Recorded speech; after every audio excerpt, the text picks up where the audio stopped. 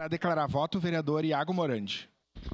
Parabéns mais uma vez, vereador Fantinel. Aqui reiterar que sou favorável sim à moção, discordo do vereador Friso. Eu acho que a política começa pela base, começa pelos municípios, pelas cidades, porque é a gente que vai ser cobrado quando a gente vai na padaria, na farmácia, no mercado. O deputado está longe, já foi idealizado lá atrás dele ficar longe em Brasília para não ser cobrado. Foi assim que criaram Brasília. Então, eu discordo totalmente, acho que o primeiro político próximo da pessoa é o vereador que está na cidade. Então, eu acredito que é muito importante, até porque essa casa aqui tem 2 deputados federais que saíram daqui, né? Então é muito importante, sim, como a gente pensa, porque isso vai repercutir lá em Brasília, no Brasil inteiro. E a questão de juízo de valor, de citar pessoas que foram mortas, assassinadas, a gente pode vir aqui citar, vereador Cláudio, também, o cabo Valdeci de Abreu, que foi degolado por uma foice pelo MST lá na Avenida Borges de Medeiros, em Porto Alegre. Então, a gente fazer esse juízo de valores ou trazer para discussão, acho que a gente vai ficar aqui até amanhã, porque aqui tem 60 mil mortes ao ano nesse país, é mais do que qualquer guerra, e quando vai qualquer projeto de lei lá para aumentar a pena para quem mata, vereador Caleb, vereador Capitão Ramon, quem que vota contra?